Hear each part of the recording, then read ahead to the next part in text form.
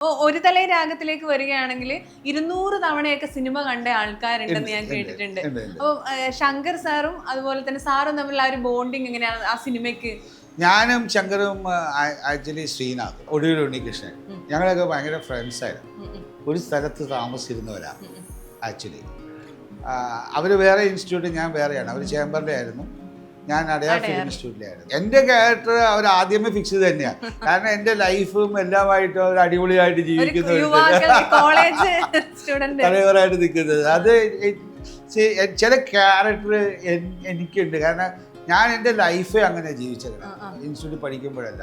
അപ്പോൾ അതുകൊണ്ട് basically I am an entertainer, happy go lucky fellow, പിന്നെ എല്ലാം ഡെയറിങ് ആയിട്ട് നിൽക്കുന്നത്.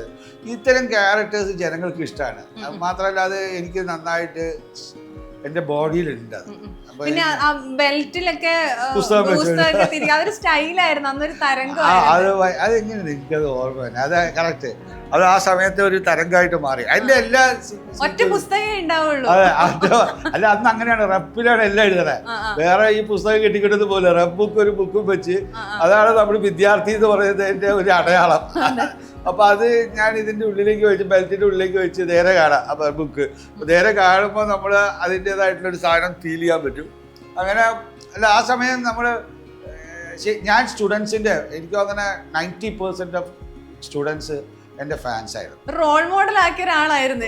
ഒരുപാട്. കാരണം ഒന്നാമത് ചുരുണ്ട മുടിയുള്ളവർ മുഴുവനും നമ്മുടെ അതേപോലെ തന്നെയാണ് നടന്നിരുന്നത്. അതേ വേഷവിധാനങ്ങളിലൂടെ എനിക്ക് ഒരുപാട് പേര് അതേ ഗെറ്റപ്പിൽ നടന്ന ചുരുണ്ട മുടിയുള്ളവരുണ്ട് ശരിക്കും. ഞാൻ കൂടുതൽ തമിഴിൽ അഭിനയിച്ചത്. ഞാൻ തമിഴിലൂടെയാണല്ലോ വന്നത്. ഞാൻ അതെ. അപ്പോൾ ഞാൻ എല്ലാവരും മദ്രാസിലായതുകൊണ്ട് ഞാൻ കൂടുതലും തമിഴ്, ഞാൻ മലയാളം കുറച്ചാണ് ചെയ്തിരിക്കുന്നത്.